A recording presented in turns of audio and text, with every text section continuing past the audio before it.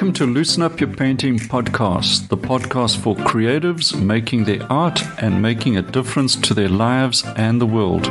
We discuss how to improve your art, your lifestyle, and grow your creative business. I'm your host, Malcolm Dewey from malcolmdeweyfineart.com, and let's begin.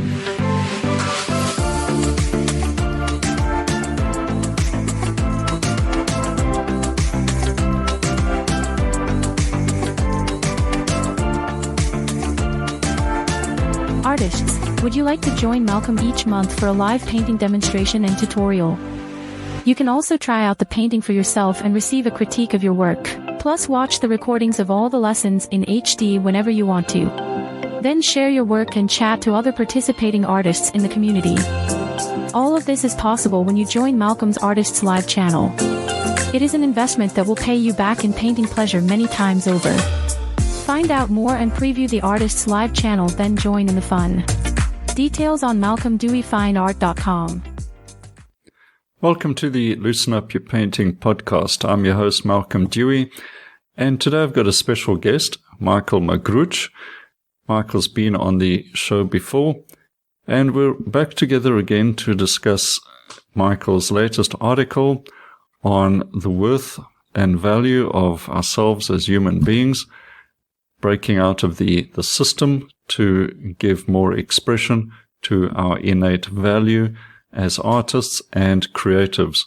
And look out on my blog where I'm going to publish this interview as well for a download of Michael's latest article. You can also find out more about Michaell on his website at michaellm.com. That's Michael with 2 L's. And have a look at his writing and art and get in touch with him as well to discuss any of his coaching services. All right, without further delay, let's begin. Welcome, Michaell. It's nice to chat to you again. Good to see you again, Malcolm. Well, I've had a lot of positive response to our last chat about art, creativity, and trying to survive or keep out of the system so we can be more creative. Recently, you've sent me a link to your latest article on LinkedIn, and I had a look at that, and I thought it would be a good topic or a general topic for us to chat about today. And I guess in your article is titled Money and Systems and Value. What it comes down to is, as you've summarized, is how much is a human worth? Have we lost our appreciation for our humanity? What is the problem that we as artists and people in general are facing right now? Yes, we talked about last time that 95 to 97% of artists are worldwide poor. And that's something that interests me very much because it saved my life since, I told you I was a sick child and I was dyslexic. I couldn't fit in any systems. And actually that is a good thing because it made me see now, it does, my work now to look at systems and to look at where's the value of artists, because, and we shortly touched on that artists have never defined yourselves. That's why I have my podcast, Smart of Art. And, that artists need to define themselves. But in order to define themselves, I think I did this deep dive on this article, which I think you can give a PDF on this episode so people can see it, because this is not about me or you. This is about us all, and we have to recognize that the value of the world and being human is in the human togetherness, in the inclusivity.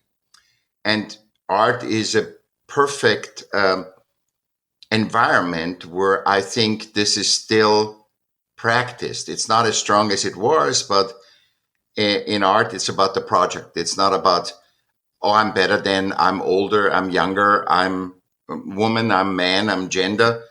You're just who you are, and you participate in the project, and everybody gives the best that they can do. So if somebody's good in stretching canvases, right, Malcolm, right? Everybody goes to the canvas stretcher. You have good paints. You have the yellow. You can only get from that guy. You go to that guy, and everybody has its part. Nobody is better. It's in nature. The elephant is not worth more than the ant. It's about the balance, about putting it all together. You are valuable because you exist, and I think that's important for artists to recognize.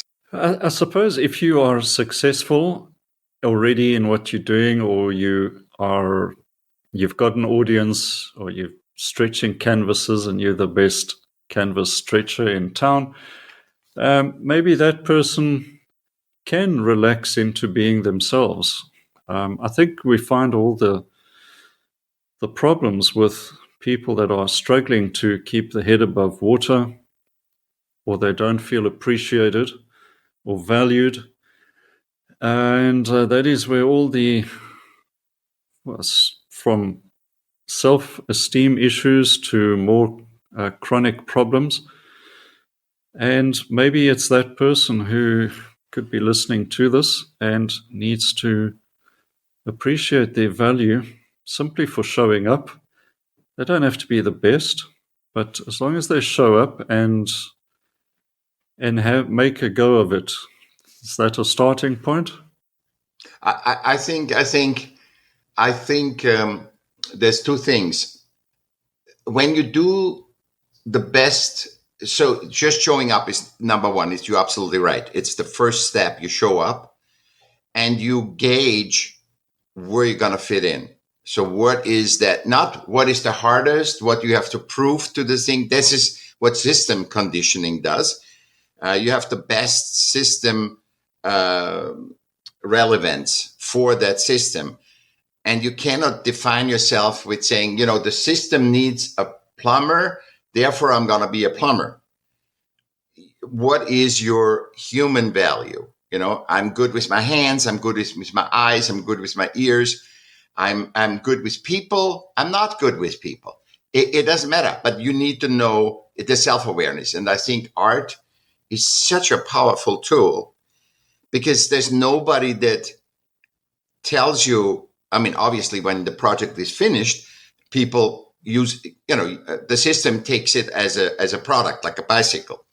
But while you're creating, while you're interacting with your unseen self, so you're interacting constantly, you have an inspiration, that's a thought. That's not, it's already physical, and some people say that's already physical, but you have a thought, an inspiration, a color, a person, and you want to, it inspires you to do something, it inspires you to create that energy, to create that person, to do a portrait, or it inspires you to do, a still life. I don't know, an abstract painting. That could be a person. It could be a color. And then you work on this. You start with a blank canvas, which is very important, because without the space, it's like you giving me space to talk. Without you, I cannot paint. I cannot draw my thoughts, because these are not previously discussed themes. We do this on the fly. So when you paint, so you're interacting. I have yellow, and then I put red, I do green, and I'm gonna make this face here, whatever. And then usually, as you know, the painting takes over. So you are the master of the blank space, and then you start with something. And then there is a point where a purple dot doesn't fit, or a purple rectangle doesn't fit in that. It would be disharmonious, too unbalanced to use purple in this thing of whatever colors that are not fitting, or in the composition, or shapes. Could for that be a shape? A circle wouldn't fit, a square wouldn't fit. And this interaction teaches you stuff. Look at me. I have no education, zero. I'm a certified coach, but nothing I use from what I learned. My learning comes, all my wisdom that I have, or knowledge, comes all from creating. because I'm an artist since 6 years old.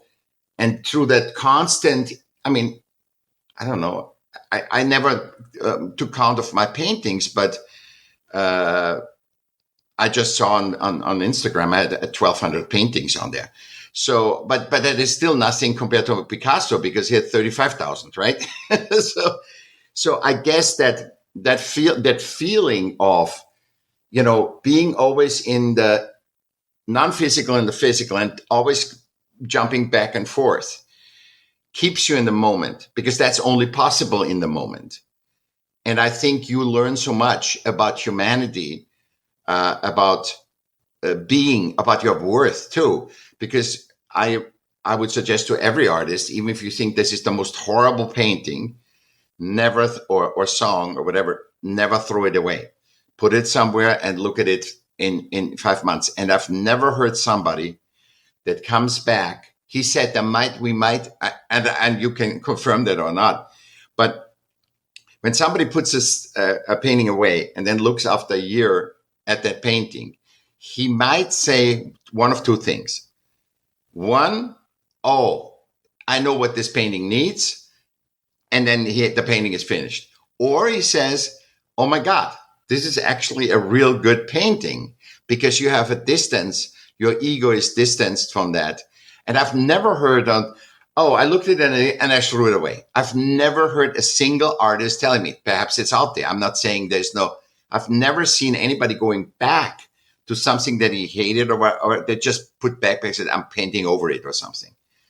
And then pull that painting out and say, wow, that is good. Or, hey, I know exactly what it needs now. Now I know what it needs. So I don't know what your experience is on that. It is very true. And it is advice I give to many of my art students as well, is even at the very least, let your painting rest for a few days and then have a look at it. And I've just the other day, I pulled out a painting that I had done last year or maybe 2 years ago. And I quite liked it even then, but I'd realized how I'd moved on, and I'd painted the same subject, just improved it, just painted straight over what was already there, which was taking a bit of a risk, because I knew I kind of liked the painting, but I knew I could bring it out to its full potential. But if I started and then messed that up, then there was a risk that I would make it worse. So you have that, you second guess yourself, and you have that little twinge of fear that maybe you should just leave it alone. But anyway, we got stuck into it, finished the painting, and I'm now much more happy with it. And I think that is a very tiny little experience, but it's a microcosm of what we do with our lives as well.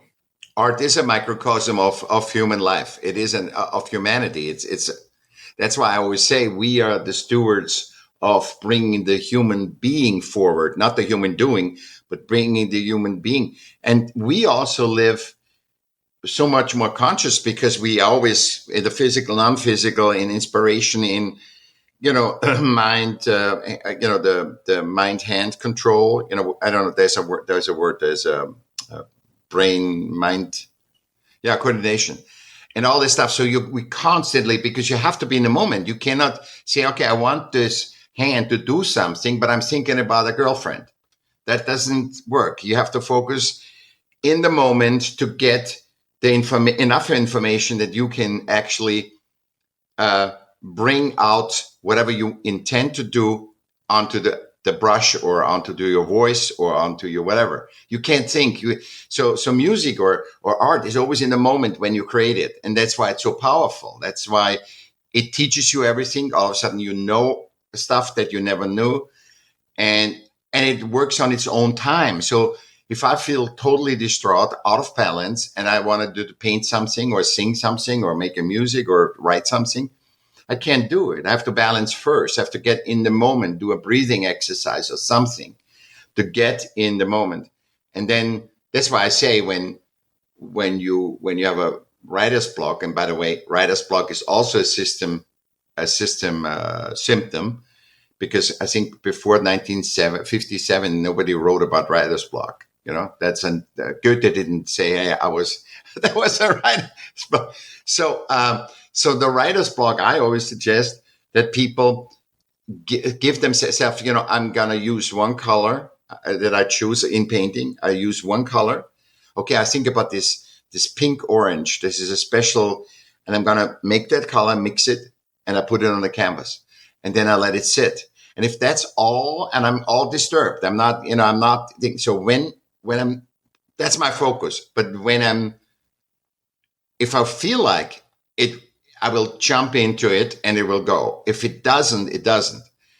And I think that is so helpful. So like when you if extreme writer's block with writers especially, so then I suggest you write one word and then extend on that word and then leave. And then you need to give you the permission. You need to be permission, a human permission, not a system permission, to get in balance. That's why we have seasons. That's why we have period cycles.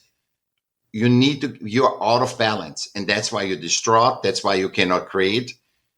And you need to get first in balance, everything first in balance. So that's the real power. The power is not power over or power under or submit to something. It is, you need to submit to your balance. If there's one submittal, it is your balance. So I wasn't listening to heavy metal and freaked out here before I talk here. I took quiet and then said, okay. And I wasn't thinking anything. I was just being, took a shower and said, okay. When you're talking about writer's block and all the sort of blockages that we throw in our way, I think my biggest problem is probably just the basic case of procrastination. Is it? The question is it? I'm interrupting you on purpose here. Is the procrastination, or is it your way of balancing? Well, I don't know. All I can say is that when I start the day, I want to start in my studio doing something, but I always find myself for the first 3 or 4 hours of the day doing something totally different. It could be vacuuming the carpets. It could be sweeping up leaves outside, anything to avoid getting to work. But I usually find by the time the afternoon comes around, then I'm ready to get back to work in my studio. So I'm starting to think that maybe it is simply some type of biorhythm thing, which I have to get into a certain state, a certain mindset to be creative. I love that you said that. Yeah, I love that you say that because I think, number one, laziness is a system word. It's like you're supposed to work in the morning. From supposed is a killer word because there is no supposed, because every human is different. I'm best in the morning. You're best in the afternoon. I was a night person. I changed to a morning person. So it's up to what cycle we go through, what age we are, whatever. So not, every time you hear supposed, don't listen to it. And then lazy too, or procrastination, because procrastination is, this is the symptom. It looks like procrastination, but then you would say, I hate art, because then you really need to get in touch. If that was true procrastination, you really don't, you prefer rather to sweep the carpets. And I don't believe that, because I know you're good enough that I say you hate painting or you hate art. It's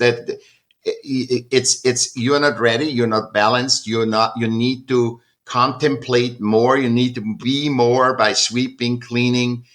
The CEO that works 60, 80 hours a week comes on the weekend, he works in the garden. We are tinkerers. That's why lazy is such a lie. We need to tinker. even if we have a 4-day week or a 3-day work week, we always need to tinker. That's why you come home on the weekend and you work on your car. And I mean, why do you work? Why don't you just sit in front of Netflix and watch that all weekend long? You know, and that happens too, and that's not wrong either. But just be aware of what you're doing. That's what I say. I like what you're saying there. It does ring true, and I think, yeah, I like that idea. I like the idea of not feeling guilty and beating yourself up because you're not at the desk or at the easel at 9 a.m. each day. And that is a very self-destructive way of thinking. But you mentioned words. What about words like fear? Are these actions, are we perhaps fearful? Maybe our art's not good enough, or we fear that we're going to look foolish, or is fear a real problem, or is it also a question of just getting some balance in your life? I think it's balance between past and being in the present, being in the moment. It's, conditions. I'm a master in fear because I think I was 40 years in my life. I had so much fear and anxiety. I was driving on a freeway and all of a sudden I had a panic attack, not a panic attack. I just froze up in the middle of a 6-lane freeway in LA. And I mean, and see, this is why podcasts are so important, because people can relate. They always think system says, oh, you're born and everything should be hunky-dory. If it isn't, we sell you a Ferrari, we sell you a pill. And we believe it. We are very adaptable. That's why systems can even work. And then we do this. So fear is basically when a saber-toothed tiger comes into your cave, okay? You got to recognize it. You got to recognize it's an animal. It's a predatory animal. You need to recognize all these things. So to say, for example, what political correctness says, equality, and you shouldn't see a gender or a race or sexuality, you see it because your reptilian brain needs to identify if it's a foe or a friend. So you need to recognize it. That doesn't mean you need to have your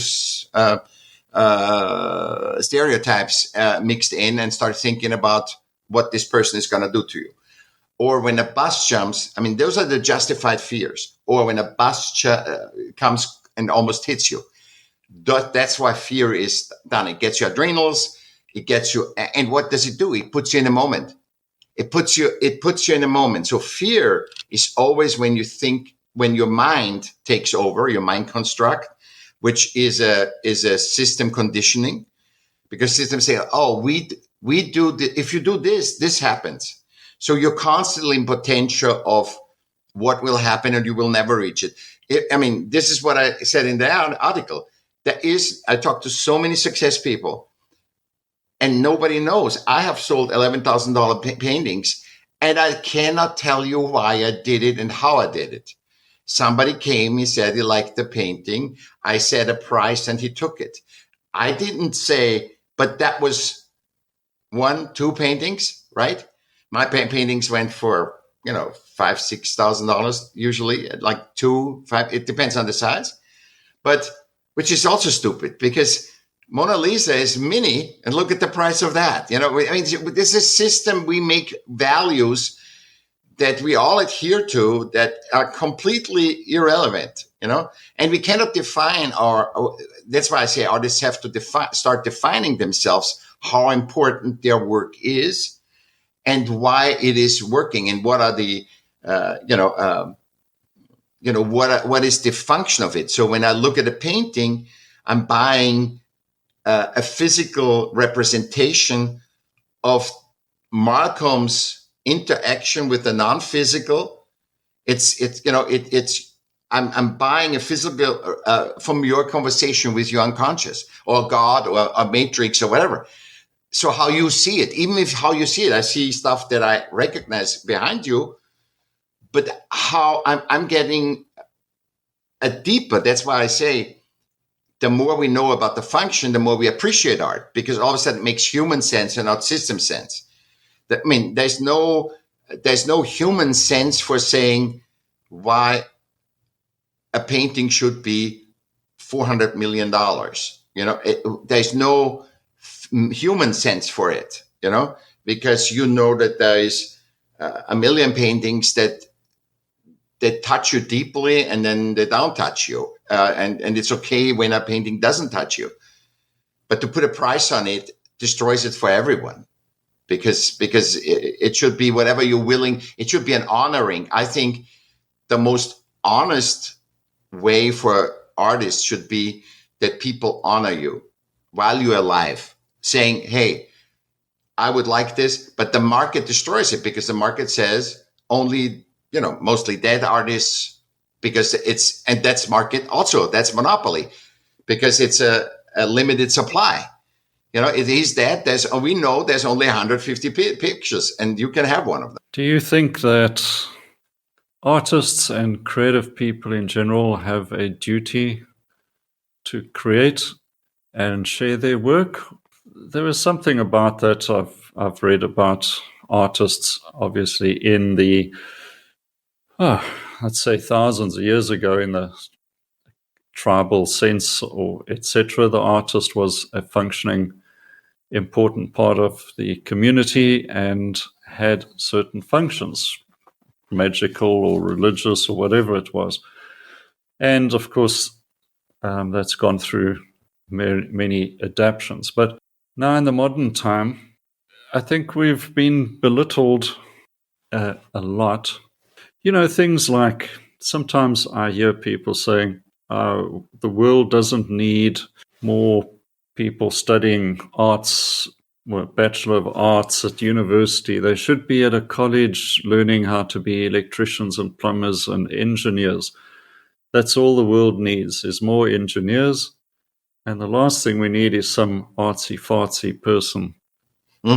Yeah, those are system disturbed people. Those are system disturbed people, because, like you said, the cave paintings, why does it... Okay, so the let's say going to tripod. Let's go right back. Like where what you. I love that, because we can find perhaps what is important about art. It is, there was this kid or this person or this woman or whatever in the tribe that actually had a hand-eye coordination. That's what it's called, hand-eye coordination, and he could draw a mammoth, a fish, something on the wall. And he did that on the wall because he could do it the best he could do, like stretching a canvas. He could do the drawing. And why is it important? Because stories, like podcasts, make people relate to each other. And I think perhaps subconsciously, these people were aware of, let's say, they made a spear, and you see them spearing a mammoth, and they draw that cave painting. And perhaps it's a stimulator to conversation, which we see in museums today. I don't think if we talked about it, but I say there's the magic that happens. You want to see the magic of art. Every race, every color, every political party, every religion can be at an art opening, and the last thing they do is looking at art, but they're communing together. And I think art has a very strong thing, communing. So when you see a cave painting, look what we do with them. We've discovered new cave paintings. What did they say? What? Because it is, and that's, I think, art is the best history, the most objective history documentation. And I think that's what we are. I think we are here. We are not conscious of it, but this is what we're doing right now. We make ourselves conscious. If we are here to tell humans, our future generations, how we saw a harbor, what I see back there, or how we saw this. And so they know, the next generation knows, and over many generations is, this is how they perceived certain things, because the most distinctive sense is the eyesight, because that's the most discerning. So I'm talking this especially of this art, but singing and noises and sounds just think about the ringtones. There's the old ringtones from the old phone. Then you have there's this marimba that everybody knows. It's in every movie. So we are in our being doing the best that we can do, sketching a canvas, painting on the wall, do whatever, singing a song. We are documenting human condition. And I think it's an excellent question, by the way. I never thought about it, but that happens when people talk. There's a quote by Maya Angelou, and I only remember part of it, but she said something like, people will forget everything about you except how you made them feel. It doesn't matter how good your art is, or whether you're a beginner or a master, because let's take a situation where a child draws a painting for a parent, and if that parent is well adjusted, they will probably think that's the greatest piece of art, and you put it up on your wall. And I still have my children's art framed on the wall. And of course, to anyone else, it's not worth anything financially. Then you've got a master artist who will do a beautiful painting, let's say Monet, and I love the painting, or Van Gogh, or whatever. And you look at it and you think that's an absolutely fantastic painting, and you love it. But out of both pieces of art, your child's art and that Monet painting, you love them both, even though the one is simply a child's amateur drawing, because it's how they make you feel. Artists can just keep that in mind. It doesn't matter if they are not in a museum. What their duty is to create art and communicate that to people, communicate their feelings through their art, and help people feel something. After most of our days are filled with, as you say, system influences, and by the end of the day, you're completely numb. But a little piece of art, music, writing, or a picture can make someone's day. That's what it comes to. It brings you right into balance. It brings you into balance. And I think you said, should everybody, I think art asks nothing more than to being created. Art doesn't mean you have to be famous. That's all system. That's all when the product is done. But art itself, the energy of creativity, wants to be created. It comes through an inspiration. It comes through a thought. It comes through something, and it creates an emotion in you, and you create it. And therein is obviously the most power, because in creation, look at what the world is created, but it was, this is where the discrepancy is. So art does want nothing else but be created. So it will create anything, dark things, killing people, to happy people. The creativity wants to be created. And wherever you go, bring it. I mean, the atomic bomb is good for energy, or is bad for environment, or is bad for both. It doesn't really matter. It's just what you do with what comes in. So I feel it needs to be created. That's number one. And two is 2 points in art. It wants to be created, and it wants to be exposed. And if it's only exposed to one person, because I think with the feedback, the art settles in. So it's not just your interaction with the non-physical, it's then sharing that physical that you brought in, that gift, with somebody else. Not millions of people. It doesn't have to be. I'm not saying you shouldn't, but if you have the chance, of course, with so many people as you want to share, you share. And this experience of doing that creates tremendous self-esteem in you. I'm worthy. There's a reason why I exist. System didn't give you birth. System didn't create nature. So we have to be grounded in, we are the highest being on this planet, because even Apple has not given birth to a single child, or Nike, or a state. Russia has not given child thing, but they're taking lives. Russia and Ukraine both taking lives. I'm not going into politics, but I'm just saying we need to see that, and we need to grab back and say it's about human first, and systems have to, like a tribe, has to serve us. Why did we start doing a tribe? To be safe, to be secure, and to be able to grow our human potential, so that the mother doesn't sit just with the child and does nothing else but that function of being a child, but the mother can go and pluck berries or do whatever, or weave or create art.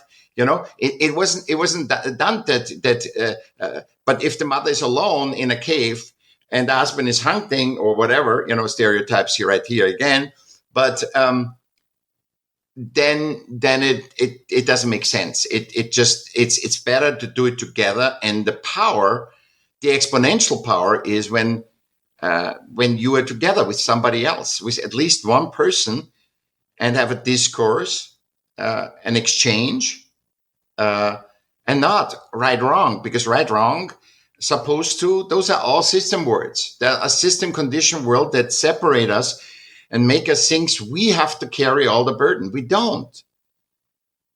It's like me saying, before this talk, I say, I need to figure everything out when I'm talking to Marco. No, because I'm an artist, I start trusting that I will have the right conversation in this interaction, and the stuff will come, whatever needs to come comes. Because we are used to, right? Constantly in that. And that's, and they say, how can you not be prepared when you talk about the topics? I said, because it comes in, what comes in.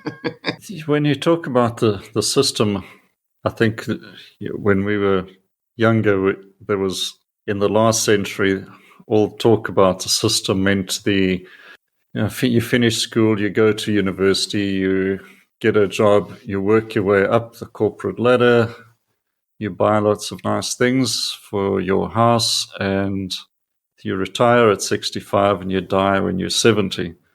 And that was the ideal that we were told, and along the way, yes, life. Ideal life.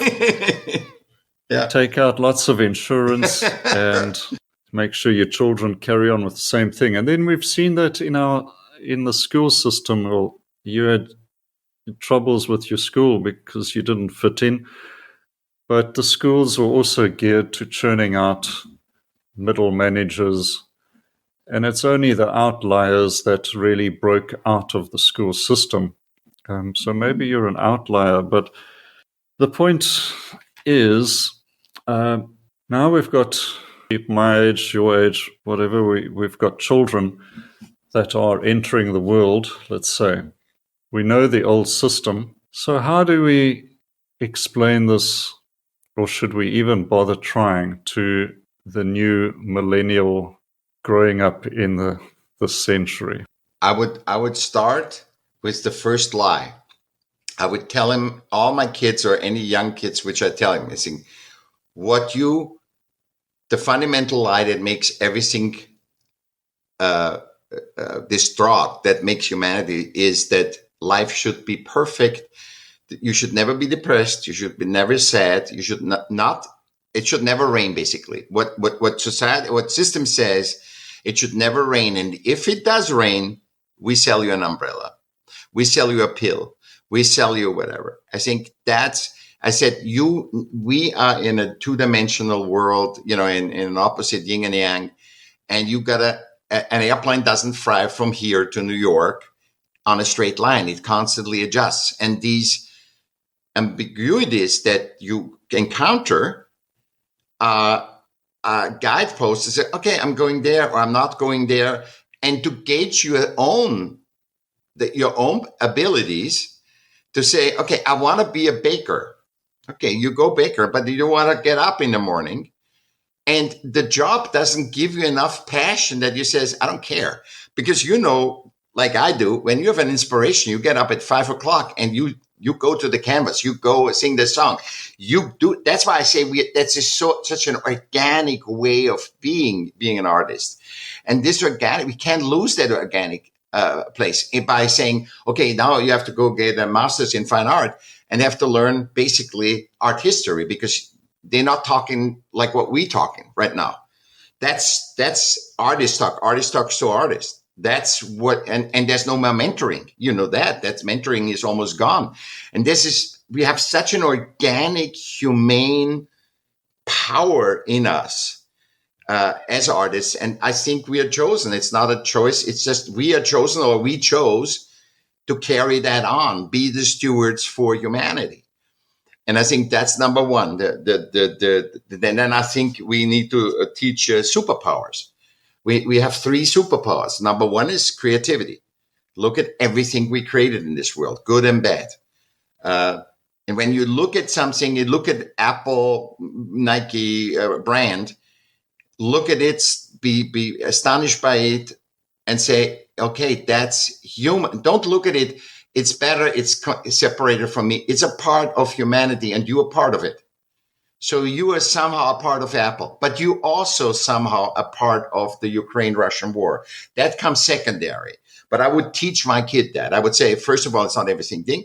And look at the range so that you see from killing people to Apple, iPhone, the new one, or iPad, and all that, what that culture offers you. We created it out of nothing. Remember, there was a Stone Age. Look at this. I mean, every iPhone has more power now than Apollo. You know, I mean, every iPhone has that. iPhone. You get so make them aware of the power of what's in them, the limitlessness of their creativity, and then say, be aware of the 3 superpowers, at least that I have identified, is number 1, creativity. Number 2, because the power is in the inclusion, dialogue, healthy dialogue, because there's stuff coming in, and I see you taking notes too. There's stuff coming in that you were aware of. We are aware of everything, but basically, yeah, I want to make a point of this. I want to come back to it. And then the 3s are adaptability. Please never forget that 3rd superpower. We make, through our adaptability, the systems work, because systems are always limited. They have 1 function, 2 functions. And so by our will and adaptability, we can make it. So I think that, what's his name? Arizona ex-governor that passed away. He was in a tiger cage, in a tiger cage for 4 years. If you cannot adapt, you cannot survive. I mean, there's no logic that says you can adapt, but that's a superpower, adaptability. And how much do you make work because you adapt to it versus you stay in your, and so what came we have adaptability. So when a saber-toothed tiger comes, that we know what to do. So when you come and you start arguing at me, you start attacking me, I know I have the wisdom in me to go on the side and don't take the error or whatever. I have the wisdom to handle this with my adaptability. But adaptability became, you have to adapt to the system. That's where your value is, and that's not where your value is. You still can work in the system and be powerful, but that's what I tell kids. It's a long answer, but yeah, I think there may be a lot of hope for us, because a lot of young adults are starting to reject the system themselves. An example comes to mind of my son telling me he's not going to do computer science. He doesn't want to go to university. He wants to be a writer. If I hadn't been an artist, I think I probably would have had a heart attack at that and thought you would never amount to anything. But how could I get on his case? Because, I have to just say, well, there you go. Another thing comes to mind, though, is trying to force things to happen. Artists trying to force changes, trying to force themselves onto others to get attention, more influence. And I always find any attempts to force something doesn't work. And your life said that, right? Your life, you confirmed that with your life, and I do too. I absolutely agree with you. Forcing is I think, the attention was important. What you said something.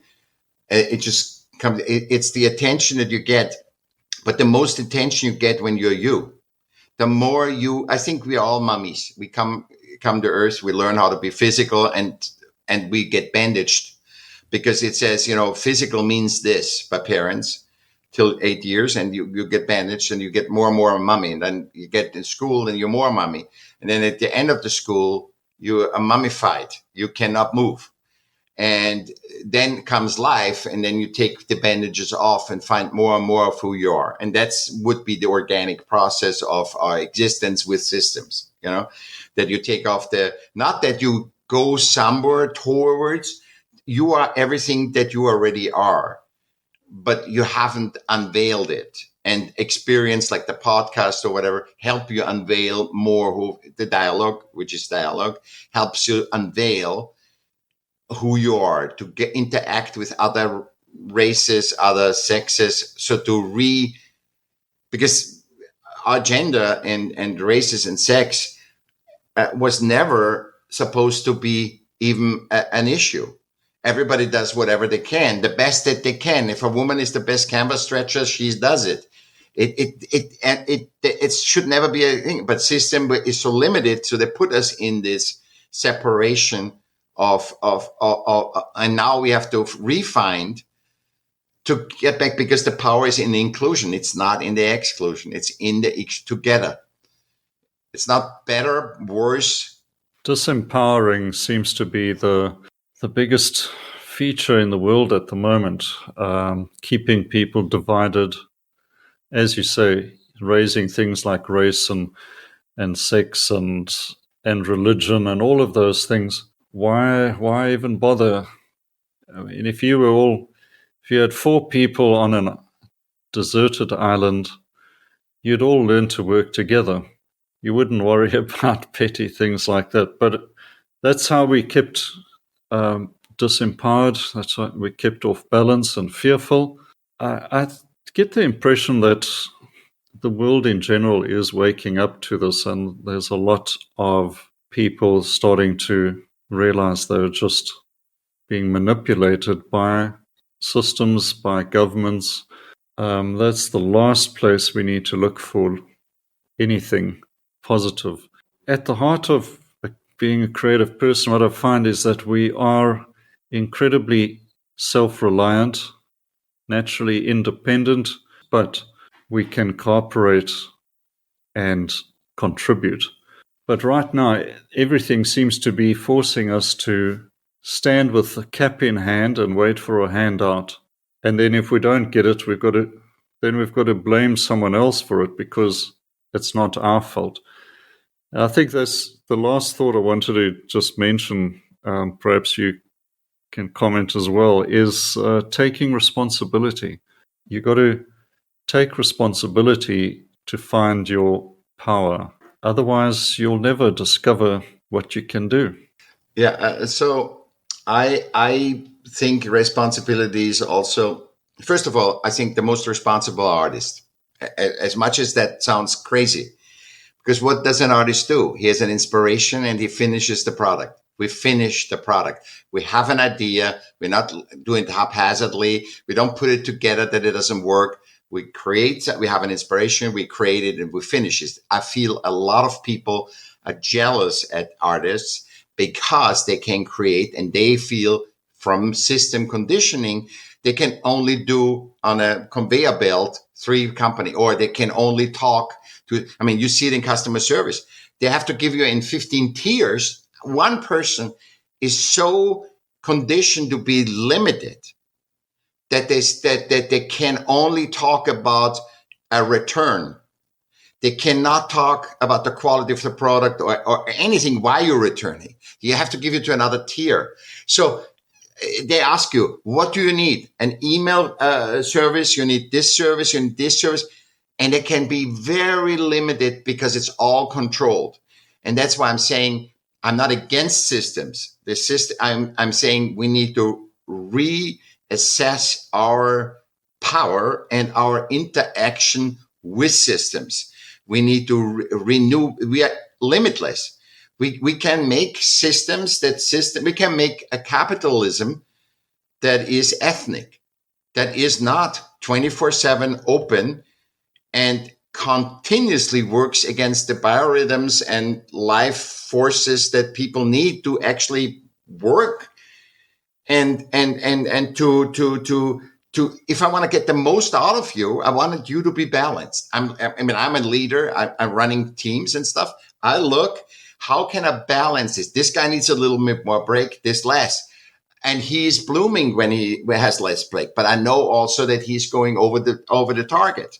So it's about all balance. It's all about keeping everybody in balance. And I think entitlement is a symptom of that.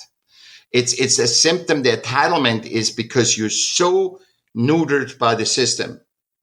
They say, how can I have to demand?